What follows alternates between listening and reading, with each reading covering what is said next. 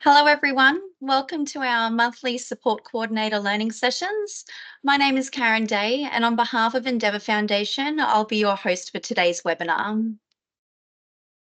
In the spirit of reconciliation, Endeavour Foundation acknowledges the traditional custodians of country throughout Australia and their connections to land, sea, and community. We pay our respect to their elders, past and present, and extend that respect to all Aboriginal and Torres Strait Islander peoples today. So during this webinar, we'll be delving into support coordination hours and how you can effectively manage the limited hours available. Our presenter today is Mary Ingerton from Support Coordination Academy. Shortly, Mary will be delving into planning and prioritising how to support a participant, how to forecast and track support coordination hours, and will also be identifying helpful strategies for how to manage these hours. If you have any questions, please feel free to drop them into the Q&A tab at the top of your webinar screen. I also encourage you to stick around until after the Q&A session, as we'll be announcing a lucky door prize winner who will leave today's webinar with a free coaching session from the Support Coordination Academy. Please note that this session is being recorded and will be available after email, so keep an eye out for that in your inboxes. And for those who are just joining us, welcome. We hope that you all enjoyed today's webinar on support coordination hours. Before handing you over to Mary, it is my pleasure to introduce you to Nicola Chenoweth. Nicola is the Head of Business Excellence, Home and Community here at Endeavour Foundation. Over to you, Nicola. Thank you, Karen, and welcome everyone to today's session, which is our fourth webinar for support coordinators. As Karen mentioned, my name is Nicola Chenoweth. I am Head of Business Excellence at Endeavour, and I thought I'd take this opportunity today to share with you a little bit more about Endeavour and how we work with support coordinators and can play a really important role in supporting you to make the best use of your time. For those of you who are not aware of Endeavour Foundation, we support people with disabilities through communities right throughout Queensland and into New South Wales and Victoria, supporting them to live, learn and thrive. We currently support 3,700 clients with services such as supported independent living, one-to-one community participation, in-home support, group programs and employment. And we've been doing this for more than 70 years. And through our long history, what has remained really constant is our commitment to providing high quality supports for people with disabilities. And it is this common vision and our commitment to supporting the people that we support to achieve the best outcomes that really underpins the relationship that we have with support coordinators. So like you, under the NDIS practice guidelines, providers, including Endeavour, have a professional obligation to evidence and deliver safe support. And this is something that Endeavour Foundation, we take very seriously, and we are continually looking at how we can do more. And so today, what I wanted to do is share with you just a few examples of what this looks like, with the hope that as you learn more about how we operate, I can give you the confidence to trust us and include us into a number of the tasks that you undertake as support coordinators to provide additional value. So firstly, at Endeavour Foundation, we have a really strong focus and a robust process to ensure that the services that we deliver or that we are advocating for accurately align with our clients' support needs and that we can provide you with the supporting evidence that you need to establish this.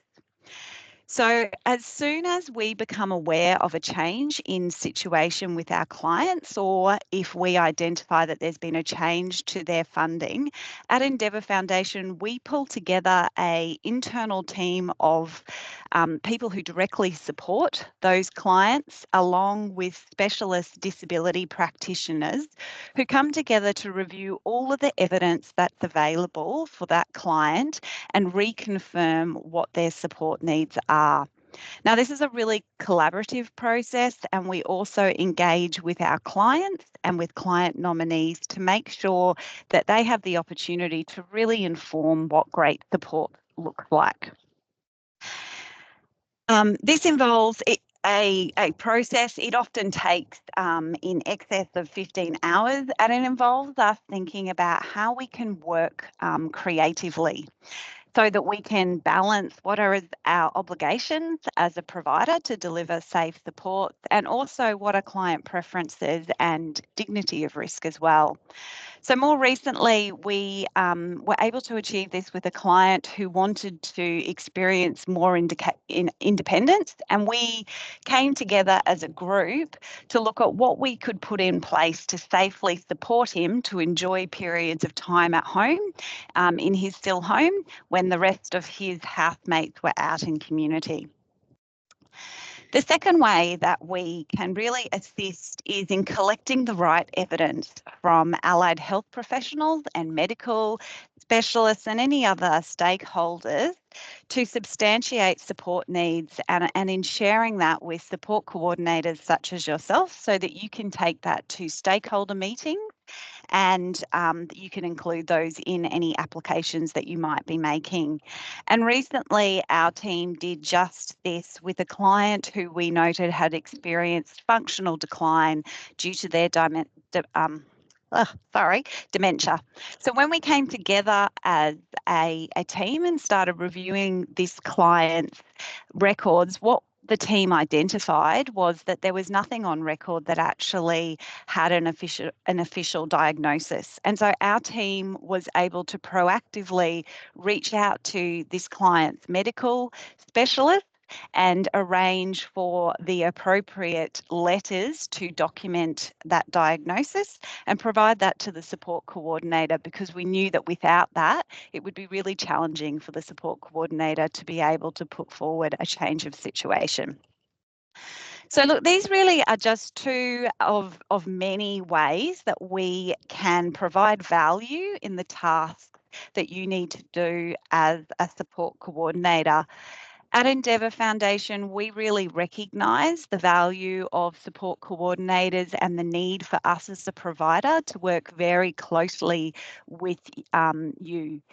And as I said at the outset of this session, we share a common goal, and that is to achieve the best outcome for our clients. And the best way that we can do that is by working really closely together. So thank you for your time this morning to share a few quick examples with you. I'm really looking forward to this morning's webinar. They're always fantastic. And I'd now like to hand over to Mary from Support Coordination Academy to learn more about how to manage the limited hours available for support coordination. Thanks, Mary. Okay. Thanks, Nicola, and welcome everyone. It looks like pretty much we're at people are still coming in, so we'll just keep going. Look, just a minute ago, something did freeze and I dropped out and I came back in again. So if that does happen, please be with me. I'm not quite sure what's going on. Okay. Just to let you know, if you please put your questions into the Q&A. So up the top, you've got chat and you've got Q&A. So if you have any questions whatsoever, we try and make time at the end of the session so that we can go through some of the questions or anything like that. And also, if people pose questions in there and you've got some really good answers because, you know, due to your experience and things like that, please feel free to respond to them, because it's really good to share that knowledge and experience throughout the group as well. Okay, let's make a start. Okay, so we're going to focus on how to manage support coordination hours. Okay, so first of all, what we're going to do, and if anyone knows or has worked with me before, I always like to try and set a bit of a context first. So as part of the NDIS, and some people won't really know this, especially if they're only just new to support coordination, but during the trials of, you know, for the NDIS during 2013 to 2016, the NDIA started to identify, as they're trialling and setting up their systems and processes, that when they were sending out NDIS plans, people didn't know what to do with them. And so they were literally putting them on the shelf and going, well, what am I supposed to do with that? And we know that working with people with disability all the time, that we often have to sit down and spend a lot of time supporting a person to really understand what that plan means. So the other thing that happened at the time too was that the NDIA actually had a cap on the number of staff or publicly employed staff that they could employ within the NDIS, because the whole purpose of the scheme was around supporting community to meet that need and build that community resilience. So what the NDIA identified is that they needed, because they had that cap on their numbers and they realised that people needed that level of support, so what they did is they created the support coordination role. So you know that they created plan management at the same time, which is legislated, but they also created support coordination.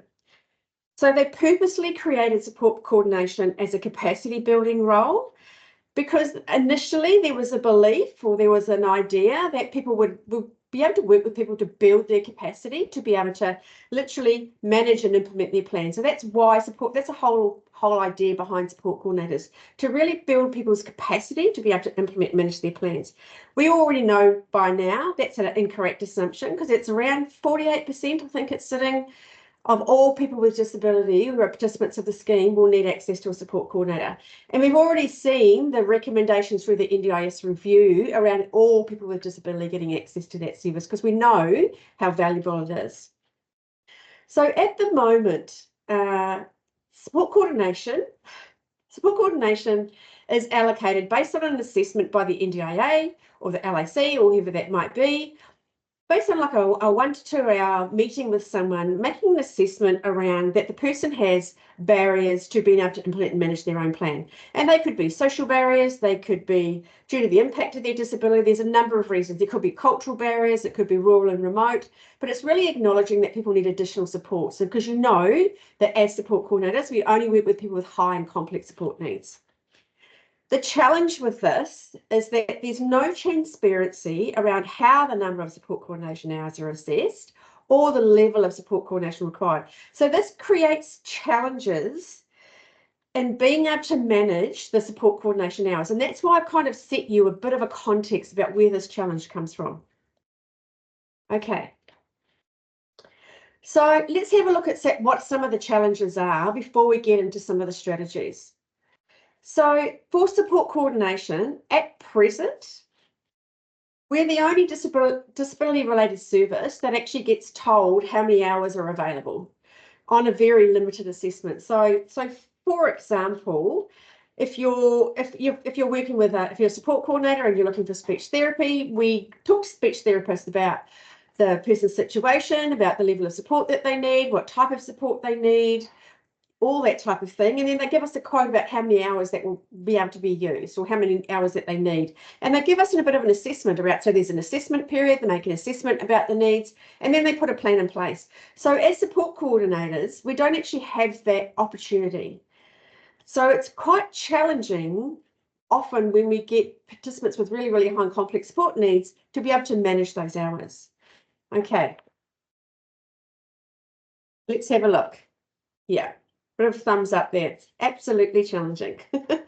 I agree with you. Okay, so we don't get to be able to assess the number of hours required or the level of intensity that's required to support people with really high and complex needs. Okay. So what we actually find is that often or sometimes we will take on a referral and then we start working with a person and we find that the number of hours that have been allocated aren't reflective of the level of intensity that we actually need to work with them. And it creates a lot of challenges about how to manage those hours. Another situation that I often come across is when a participant contacts us and they want to change providers.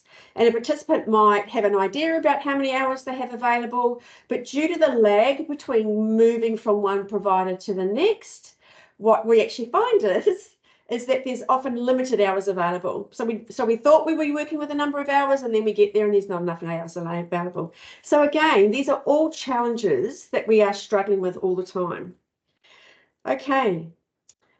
So what the impact for support coordination is it creates challenges in being able to provide a quality service at the level of support or the level of intensity that that person requires.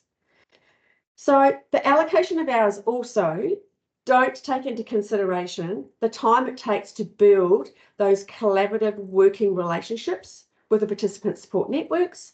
It doesn't take into consideration the follow-up and the worker that's involved in educating and working with mainstream providers. It doesn't take in the time it takes to develop handover information for participants. You know, if you want to do a really good handover, the time that it takes to do that. So there's also not a lot of limited hours around flexibility, especially when a crisis occurs. We're required to manage within the hours and then go through this bureaucratic process to try and support the person that we've already built that connection with. So it also doesn't take the time to navigate the incredibly complicated and time-consuming NDIS bureaucratic processes. So what often happens is what I hear from a lot of people that I work with, especially around coaching, is that they find themselves getting brought into these real crisis and really highly complex situations, and before they know it, they've used up all their hours and that they end up providing a pro bono service.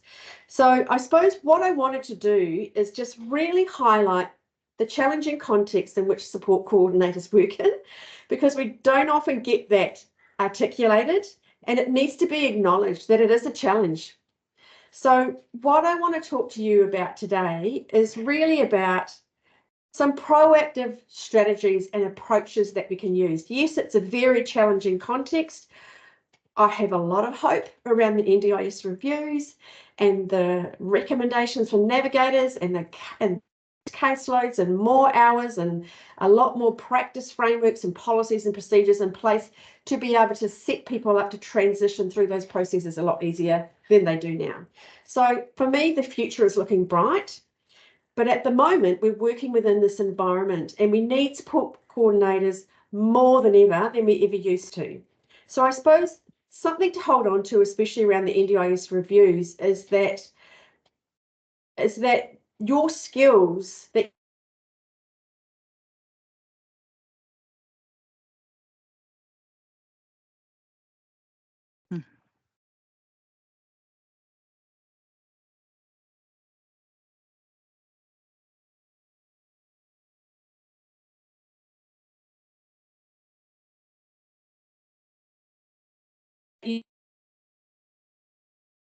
Hi, I'm back again. Sorry about that, guys. Did I drop out and come back in? Yeah, okay. Hopefully it won't keep happening. Not quite sure. Okay, so let's have a look at some proactive approaches. I'm happy. Someone's just asked if the slides will be available. I'm happy to provide the slides. Endeavour actually has a copy of the slides, so they can provide them to you with access to the recording. Okay, so let's have a look at a proactive approach. So even though we work in this incredibly challenging environment and often frustrating environment, we still have a professional responsibility to manage the allocation of support coordination hours when we're supporting a participant. And so for me, this involves having clear processes and systems in place to ensure that the participant has a realistic expectation of the service that we're able to offer and provide, that we're really clear about the activities that we'll complete. So being really focused and doing action plans and getting a really clear agreement about the things that we're going to be focusing on. Having really good transparency around how a participant will be charged for the hours and how they will be used. Providing a participant with, clear information about the hours that were used and how they were used. And also, this is the most important part, continually reviewing, assessing and planning for a participant's future support needs. And coming from also from a practical point of view, when we're talking about clear processes and systems in place, thinking about if you're using manual processes to try and project the hours that you've got left and when they're used and how they're used, think about how you can do that more efficiently so that you can focus more time on using those hours to actually work with participants. So looking at software solutions on more effective systems. So when we think about processes and systems, I want to start with one of the first processes that organisations use, and that's the referral process and first contact with a participant. So when we first contacted to work with a participant, we have a responsibility to ensure that we gather enough information, and it only has to be a limited amount of information, to assess if the participant and our service are a good fit. And I find this is one of the biggest, it sounds really simple, but I find it's something that organisations don't do well all the time. So instead of just accepting every referral that comes through the door, it's really, really important to step back and go, what are our skills? What are our experience? How am I going to add value for this person? And if you don't have the skills and experience and you don't have that value, then you need to be referring on. Because if you don't have the skills and you don't have that experience and you're not going to add value, then you're going to chew through those hours and not actually add a lot of value. Okay, so to do this, you need to gather enough information to understand a participant's situation, to assess if we have the right skills and experience, obviously, but also that we're adding value, especially when we start talking to participants around their situation or their complex situation or their environment, or what it is they're actually looking for from a support coordinator. And sometimes that's talking to participants, depends on where the referral comes from. So it could be coming from other service providers, but it's about gathering enough information to make sure that you're doing that quality process. Okay. The other step is also ensuring that the participant has the appropriate level of support coordination hours on their plan for you to work effectively with them. And sometimes we'll get referrals and we go, look, we have a really good connection. I think we could do some really good work together, and they don't have a lot of hours. So it's really thinking about what strategies can you put in place to manage that. So in those situations, you still need to have that professional responsibility to be clear about the level of support that you can provide, and work with a participant to have a really clear plan of action about how you're going to utilise those hours. It's very, very important. So I'll give you an example. Say a participant contacts you as a referral and they only had 10 hours available on their NDIS plan, and they might be coming from another provider, or hopefully the NDIS hasn't just allocated 10 hours. But anyway, once you start talking with them, you start talking about they've got really high complex support needs, and there's no way that 10 hours is going to last. So as a provider, if you're choosing to accept that referral, then again, you need to have that professional responsibility about being clear about how you're going to support that participant. So a strategy might be is that you talk to the participant and you say, look, you've only got 10 hours available. That's not going to last very long. This is a strategy that we could use. Would you be okay with that strategy? And it could be around a proactive strategy in this situation could include supporting the participant. So using those hours to gather the evidence, to submit a change of situation, to justify and provide evidence around why additional support coordination hours are required. And I've done that a number of times, and it's been quite an effective strategy, but the participant and their network have always been really, really clear about what the focus is, so that we can get those additional hours, and that's so we can actually put more intensive support in place. Okay. So let's have a think about a crisis situation, because these events, a crisis could be something quite small that we can manage quite easily within the hours, or a crisis situation might be something that's way more intensive. There could be a participant who's living at home that no longer can reside at home, you know, looking for supported housing or what that might be, and you're starting to chew through all those hours. So it's where as support coordinators, because we're emotionally attached to the situation and we have that emotional connection to the person that we're working with, that, we're very concerned about their health and their well-being, as well as that support network. So we feel very responsible. And that's a good thing. That's a proactive thing that we can use in our favour. So it's about really, as a support coordinator, giving yourself time to step back and unpack a situation and actually take the time to go, what's actually happening here? Where are the priorities? Who are the stakeholders involved? Who can actually take responsibility for taking on some of this risk or taking some responsibility? what is the process? What is the process that I need to put in place to make sure that we don't run out of support coordination hours? Okay.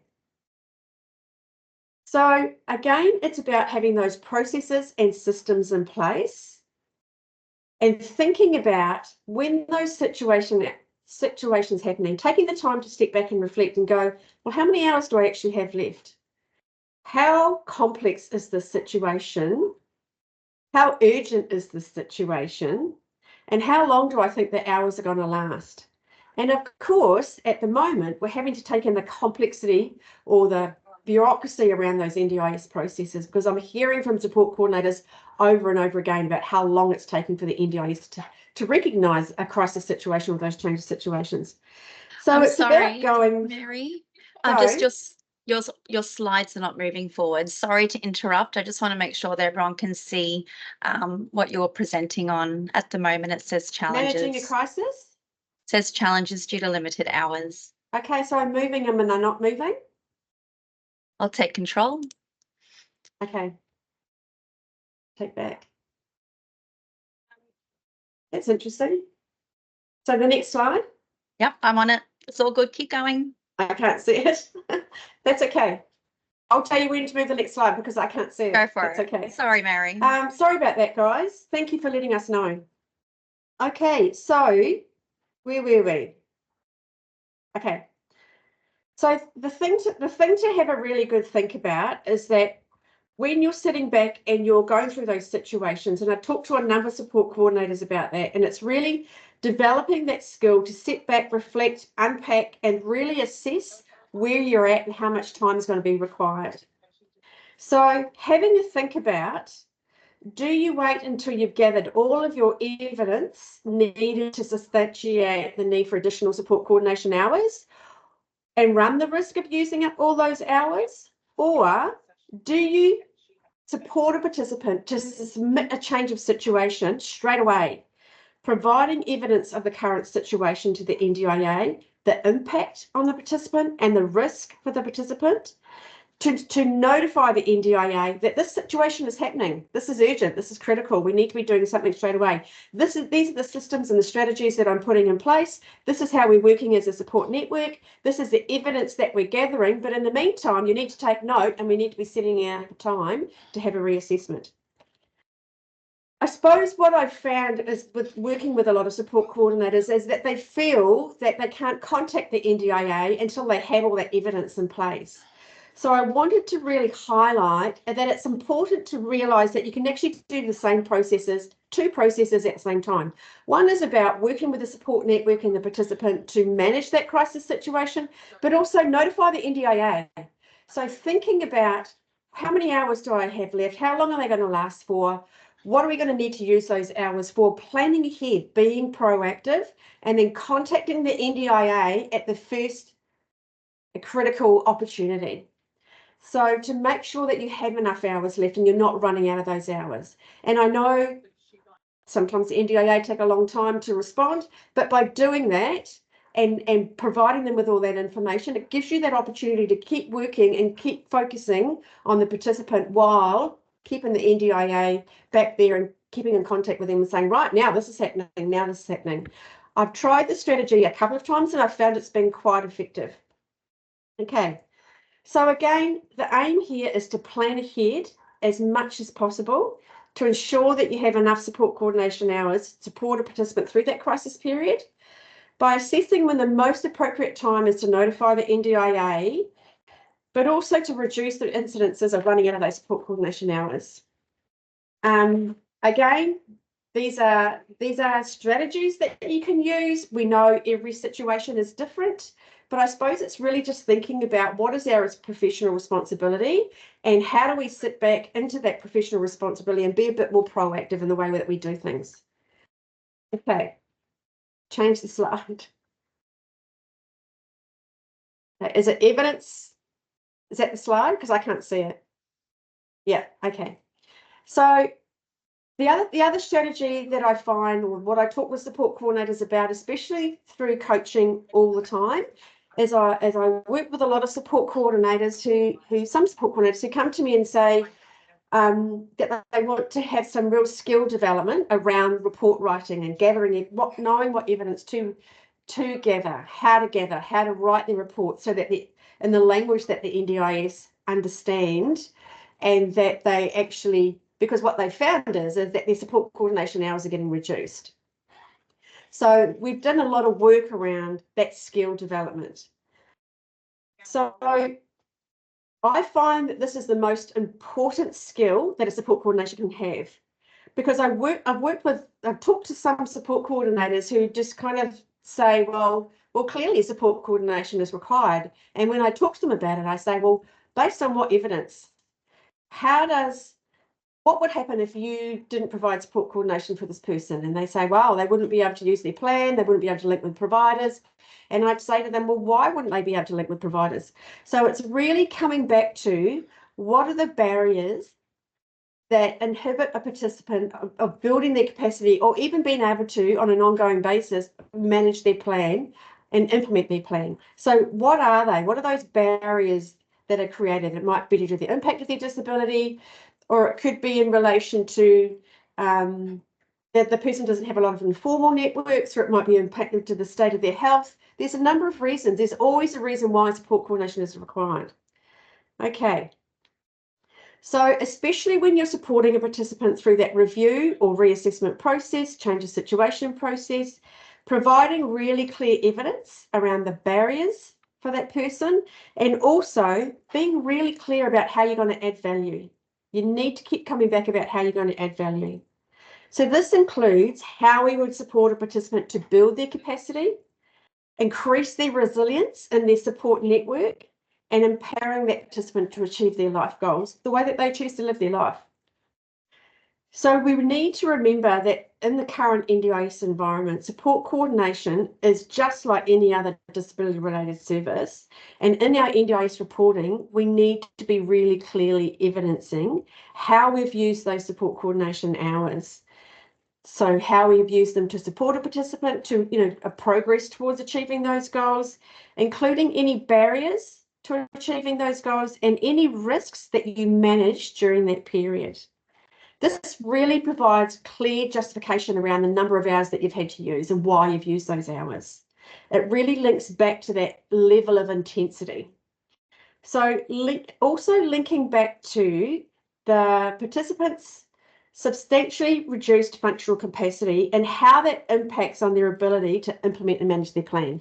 So, for example, I have been working with a young gentleman who has an acquired brain injury, but he doesn't have any informal support networks, lives independently in a SDA with supported independent living, but he has no capacity due to the impact of his disability. So he has limited communication, he has limited processing, so he has a lot of barriers around learning new things. He had a lot of barriers around being able to articulate his needs. So I was really clearly able to articulate, based on that substantially reduced functional capacity, why support coordination was required. So you're talking the language of the NDIS. Okay. The last part that we need to be providing evidence around is detailing the future goals of the participants. So what are their goals? And demonstrating how the support coordination funding will be used to build that capacity, that resilience in their network, and support them to achieve those goals. So providing all this information provides a lot of clarity for the NDIS. And it provides you with a really good base to be able to, question the NDIA when the hours are reduced. So I always, in my reporting, provide an estimate of how many hours I'm going to need to support that person based on the evidence that I've provided. So if it's a really high risk situation or it's really, really high intensity, I always include a risk assessment as well. So I suppose it's really about being really clear and gathering all that evidence that you're using and providing that justification and linking in the barriers, the risks, why is that level of intensity and why are those number of hours required, so that the hours don't get reduced. That could be an increased, or they could be at a certain level when the NDIA tell you to come back and get more later on, as they normally do, which isn't helpful. But I suppose it's about coming back and gathering that evidence.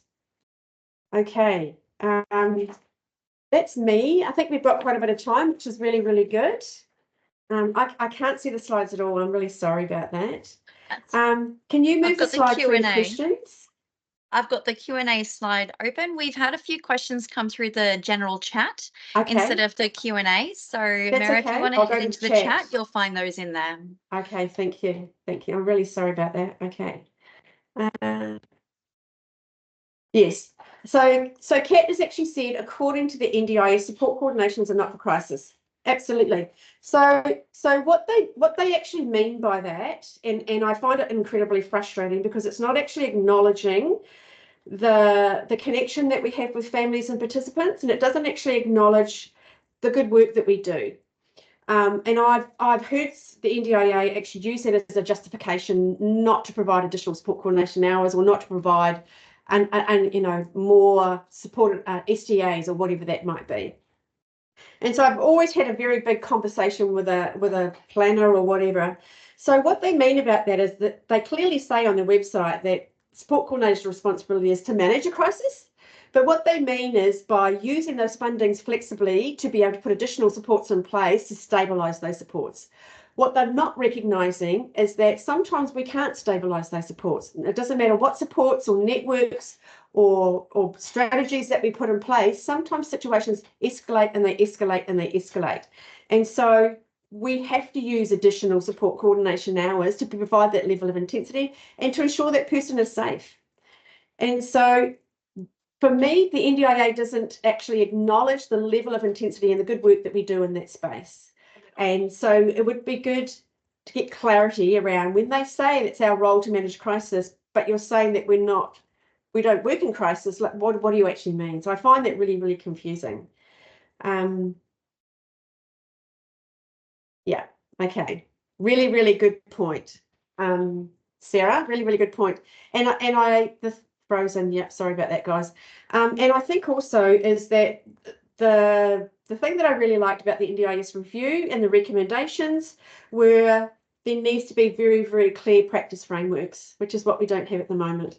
So really, really clear practice frameworks, consistency nationwide. Everyone's really, really clear about the responsibilities, but also really, really clear policies and procedures and frameworks around how participants can get assessed at a certain level, but also transition between those levels, which again, we don't have at the moment.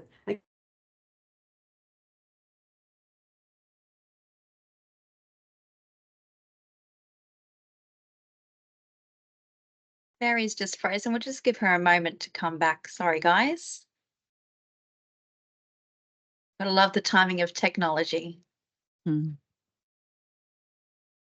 actually been some really great questions submitted. Here she goes. Yeah. She's back. Sorry, Mary, you're back. There we go. Sorry about that, guys. I'm not quite sure why that's happening. I have brilliant internet and it's not saying that my internet's going, so I'm not quite sure why that's happening. Rebecca's got, is anyone else finding that LACs are behind the scenes being transitioned to navigators without transparency? Support coordinators pushed back to LAC. Look, there was some news a while ago that LACs, you know, they had the whole process around LACs and the new tender documents, and then that whole process got stopped. And the intention is that the original intention was for LACs to provide that 10 to 12 hours of support connection, and that they've never been able to provide that level of service because the NDIA streamlines that workflow to LACs, and so they have these massive high caseloads and they're not doing all the role that they're supposed to be doing, and we all know that. We all know how hard it is to engage with LACs. So that was the intention, and I suppose also the NDIA had a thought that once someone starts to build their capacity, because I have worked with people who have got to the point where they built their capacity and they can manage that a lot better, that they've transitioned from support coordination back to LACs, and LACs is supposed to pick up and support that person. So that is how it's supposed to happen. LACs transitioning into navigators without transparency, it would be really good to understand where you're seeing that and what that looks like. I'd love to have a conversation with you about that, because it's definitely something I'd be willing to follow up on. I've actually heard through social media, and I've seen through social media that people are already starting to talk about, oh, I'm something at Navigator this and Navigator this and Navigator this. We don't even have a clear direction or framework about what that's going to look like yet. So So again, hopefully by mid-year or later in the year, we'll have a bit more information. Okay. Okay, so Jesus has got, that's so true, just 10 minutes hung up for the 100-hour 20 for the NDIA. Yep, absolutely. And I suppose it's I suppose when you're making those calls and you're documenting all that time that you're spending on the phone with the NDIA, being really clear with them in that phone call that this is how much time it's taken up and this is the limited amount of hours I've got available, and that can you please, you need to note that on your notes because we will be coming for a change of situation. So I suppose it's about having those conversations and don't be afraid to challenge. Okay. Sarah Hipwell, maybe look to this page. Okay, so okay, really well done. I've recently needed to utilise an extensive amount of SC funding for a domestic violence situation, which included child protection and housing. NDIS wants FCA to support increased support coordination hours. Really interesting. Really?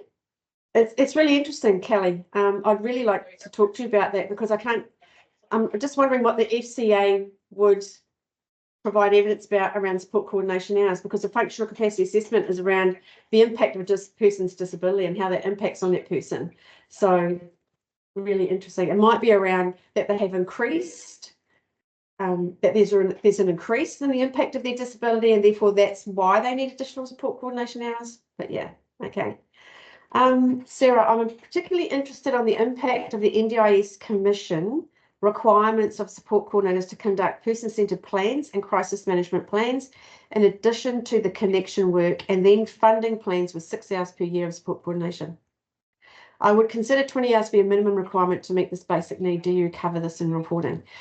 Absolutely. I cover everything in my reporting. So in my reporting, I talk about how I've supported a person, how we've gone through the planning process, how we do action plans, how we do risk assessments. I talk about all the activities that I do, how I've supported that person, because it evidences the hours that you've used and the level of intensity and why I've had to use a risk assessment because the situation happened and the intensity increased and this is what happened. So I always talk about it and I always evidence based on how many hours that you've going to use, which is why it's so important to be doing your case notes and logging those hours and tracking those hours. And it's like I've talked to people before who've said to me, oh, I'm doing all this pro bono work. And I've said to them, well, how are you going to evidence the need for support coordination for that person if you're doing it for free?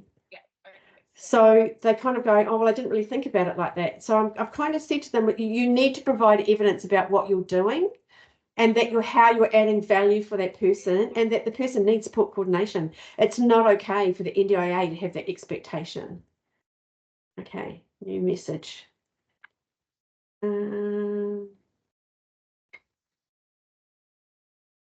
Okay, wow. There's lots here. Okay, where are we? So waiting on changes of situation? Absolutely, absolutely. Okay, so Kate, sorry, I'm just trying to go through here. Okay, so Kate, when you say the strategy of contact the NBI isn't quite effective, yeah, sending emails to the call center, yeah. I find what I've had to do is really follow up with sending the information and following up, making sure that they have found the email, that they've attached all the documentation. Like it's not a good situation whatsoever. And it's also about having the strategy of and planning ahead to go, if this is a really crisis situation and we're able to use the funding flexibility to manage it for a period of time, but my support coordination hours are going to run out within, say, 3 months, then I need to be lodging a change of situation now, and I need to be on top of the NDIA to ensure we get a response within 2 months. So that's the kind of strategy that I was talking about. Okay, change of situation November, unbelievable. Yeah. Yeah, okay. Okay, so Kat, you've said I've used the funds in line with client goals and have justified this after the fact. That's a lot quicker than waiting for the NDIS. So Kate has asked, Kat, can you please clarify, are you saying more hours than you're funded for, or you're requesting payment afterwards. Okay. Yeah, the wait times for the NDIS, absolutely.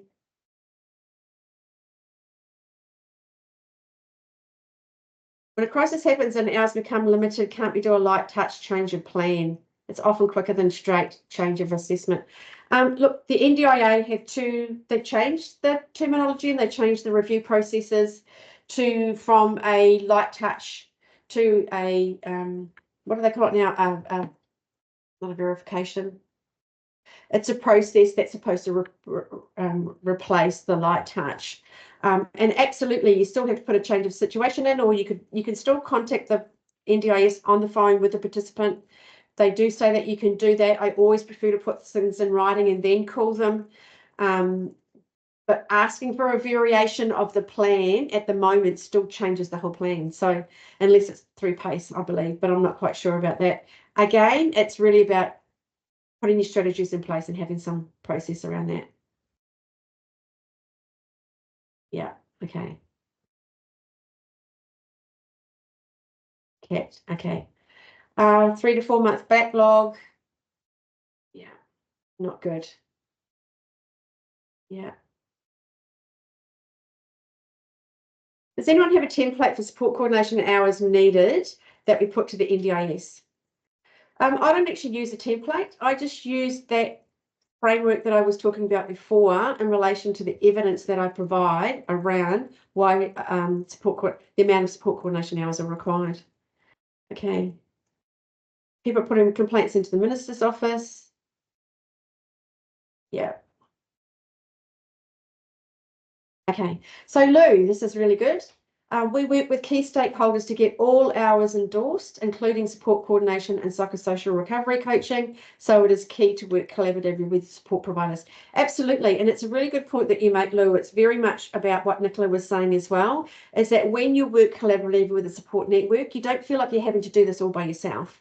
You're actually finding that by working that collaboratively, you can say to the other providers, say, you know, can you provide a letter or information, and the information that you're providing and the evidence that you're providing around the need for support coordination, so that we're again justifying about how much value support coordination is actually for this person. So especially when there's a really intensive supports, or when you're having to redo SIL applications and stuff like that, getting the provider to actually add that to their evidence as well, that reinforces what you're saying. Well done, Lou. Mary, we still have 10 minutes left, so why don't you find one doozy of a question, because our chat there's a lot of people asking questions in there. I think we have time for one more. Okay, so do you provide any consultation? Absolutely, Armand. If you contact us at info@SC Academy, can you push the slide forward so they've got my email address? Please contact me. Happy to have a conversation. Okay. Okay. Wow. There's lots and lots of new messages. Do you want me to go right to the bottom? Just pick one that jumps out to you. A good one. Okay, there's a lot of people saying that they are contacting the minister, that they're contacting their local ministers, strongly encouraged by the federal minister to provide feedback. Yeah. What do you suggest we do as SCs to push back on NDIA regarding the huge backlog of review requests and participants not being able to access supports and needs?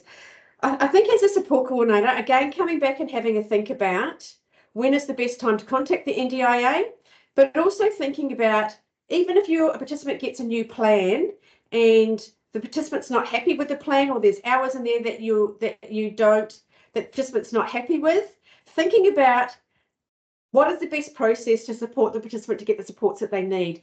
So often going back for an S100 is not a good process, because the NDIA, it goes through this whole process and it takes a lot of time.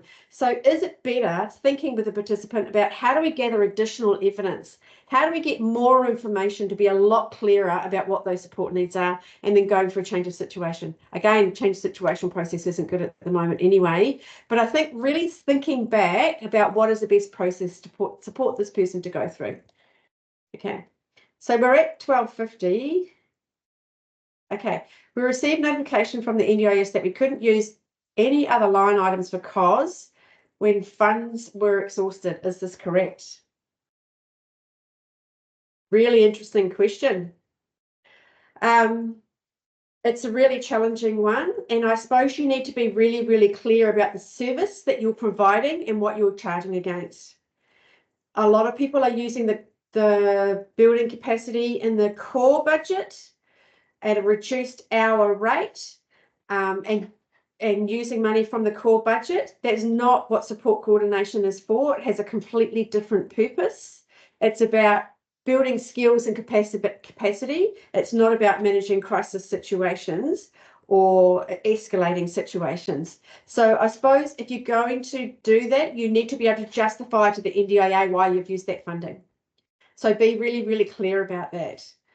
The reason why people were using some of that funding is way back, probably 2.5 years in a price guide. That line item used to be part of support coordination.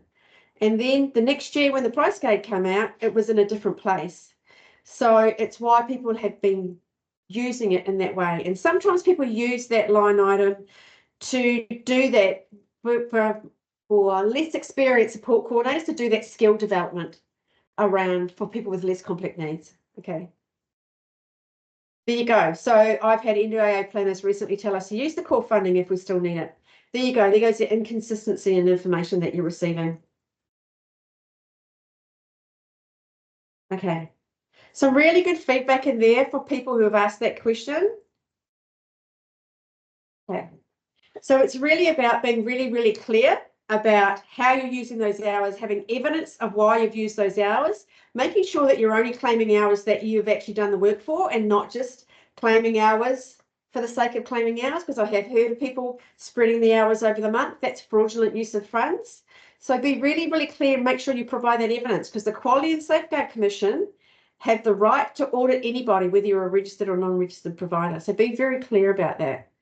Okay. So I think we're going to end there. Got some really good information there. Karen, do you want to go? Sorry, Yeah. again, I can't see the Yeah, slides. if anyone has any questions that they asked and there was no time to get to the answers, do feel free to reach out to Mary. On the screen, you'll find her email, so you can catch Mary at info@scacademy.com.au. And then if you're wanting to reach out to Endeavour Foundation, our email address is hello@endeavour.com.au. Thank you, Mary, so much for sharing your wealth of knowledge today. It really was worth pushing through those couple of small technical difficulties, because it was great to get that insight about the shared challenges that support coordinators face and some steps about how these can effectively be tackled. I'm just going to jump to the next slide, because we do have our lucky door prize that we are giving away today. And so the winner for today is Jamie Harris. And so Jamie, I'll be sending you an email after this webinar with details on how to redeem your free coaching session with Mary from the Support Coordination Academy.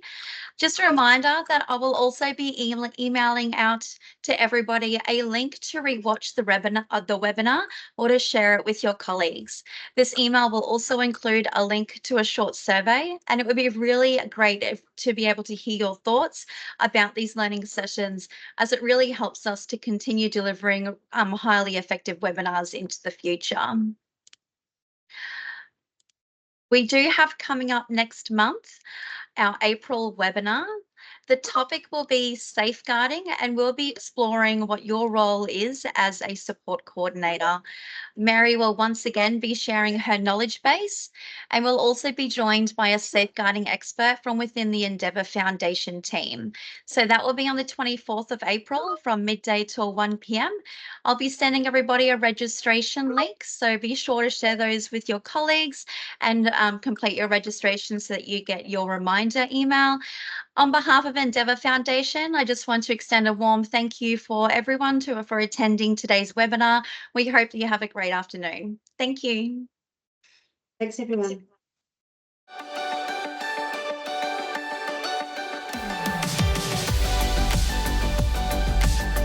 Hello everybody, welcome to our Learning and Lifestyle Hub. This is where we make learning fun.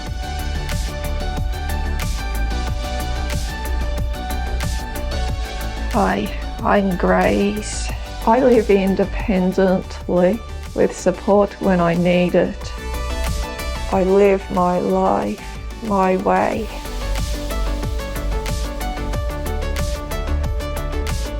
Hi, my name's Jeremy. My daughter's 3 years old. My daughter's proud that I come to work. Hi, I'm Maddie and I work for the Endeavour Foundation. I come to work with a big smile on my face every day. Love to work here because that's my new family.